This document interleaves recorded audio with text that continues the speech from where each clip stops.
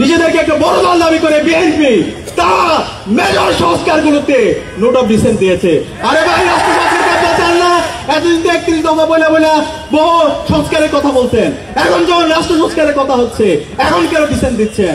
আমরা হুঁশিয়ার করতে চাই, সাবধান হয়ে যান। ছাত্র জনতা ঘুমায়নি। জুলাইয়ের মাধ্যমে যে প্রজন্ম তৈরি হয়েছে তারা আর কাউরে ভয় পায় না। আপনারা যদি সংস্কারের পথে বাধা তৈরি করেন, আপনাদের পতিত ফ্যাসিস্টের যে পরিণতি হয়েছিল তার চাইতে খারাপ পরিণতি আপনাদের হবে। সাবধান করে দিচ্ছে, সাবধান হয়ে যান। দ্রুত সময়ের মধ্যে ছাত্র জনতার যে দাবি, শহীদদের যে আকাঙ্ক্ষা, সে আলোকে রাষ্ট্র সংস্কারের জায়গায় সহযোগিতা করেন। একই সাথে সকল রাজনৈতিক দলকে আমরা আহ্বান করব, আপনারা সহযোগিতা করেন, নতুন রাজনৈতিক সংস্কৃতি বিনির্মাণ করেন। খুনি হাসিনা তার দোসরদের নিষিদ্ধ আওয়ামী লীগ, ছাত্রলীগ, যুবলীগ তাদের রাজনীতি 5 আগস্ট ক্লোজ হয়ে গেছে।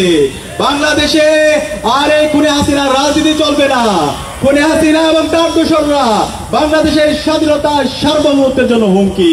এদেরকে যেখানে পাবেন সেখানে তাদেরকে থানায় দিবেন, তাদেরকে জেলে দিবেন।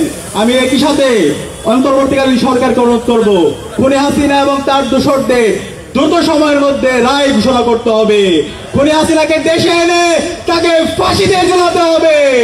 খুনি হাসিনার যত দোসর আছে বিশ্ববিদ্যালয়ে, এমপি স্টেশনে, বিচার বিভাগে, উপদেষ্টাদের মধ্যে যারা ঘাপটি মেরে বসে খুনি হাসিনার পারপাস সার্ভ করছে তাদেরকে বিচারের আওতায় নিয়ে আসতে হবে।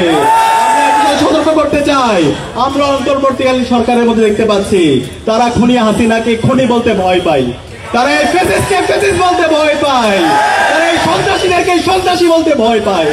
আমরা স্পষ্ট ভাষায় বলে দিতে চাই, যারা খুনি হাসিনার প্রতি সহানুভূতি দেখাবে তারা খুনি হাসিনা তো এই দেশ থেকে ভারতে পালানোর সুযোগ পাইছে, আপনারা এই দেশ থেকে পালানোর সুযোগ পাবেন না। আপনাদেরকে যেখানে পাবে সেখানে প্রতিহত করবে। একই সাথে আমাদের এই শহীদরা জীবন দিয়েছে আমাদের এই দেশের রাষ্ট্র সংস্কার করার জন্য।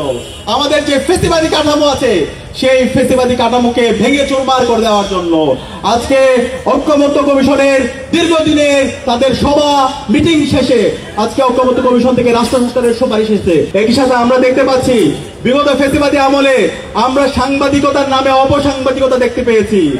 আমরা এখন আবার দেখতে পাচ্ছি মিডিয়া হাউস গুলো বিভিন্ন রাজনৈতিক দলের কর্তারা তারা দখল করে তাদের পার্টি অফিস বানাইছে। সাবধান করছি, বাংলাদেশের তারুণ্য এখন বুঝে প্রপাগান্ডা কাকে বলে। আপনারা যদি এই মিডিয়া হাউসগুলোকে প্রপাগান্ডা টুল হিসেবে বানাতে চান তাহলে আপনাদের পরিণতি খারাপ হবে। আমি সবাইকে অনুরোধ করবো, মিডিয়া হচ্ছে সমাজের দর্পণ, সমাজের যে বস্তুনিষ্ঠতা, সত্যকে সত্য বলবেন, কালোকে কালো বলবেন, সাদাকে সাদা বলবেন। কেউ যদি অন্যায় করে সাহস নিয়ে সেটাকে অন্যায় বলবেন, কিন্তু প্রপাগান্ডা করবেন না। আমরা এই সাথে বাংলাদেশের সকল ছাত্র সংগঠনকে অনুরোধ করব, আজকে আমাদের ঐতিহাসিক সুযোগ এসেছে আমাদের বাংলাদেশ বিনির্মাণ করার।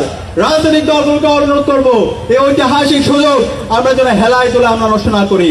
আমরা যেন শহীদদের আকাঙ্ক্ষার আলোকে আমাদের বৈষম্যহীন বাংলাদেশ বিনির্মাণ করার জন্য ঐক্যবদ্ধভাবে কাজ করি। আমি আবারও বলছি, এই খুনি হাসিনা এবং নিষিদ্ধ ছাত্রলীগ, যুবলীগ, এই সকল গণহত্যা এবং শিশু হত্যার বিচারে স্বাধীন বাংলাদেশে হবে।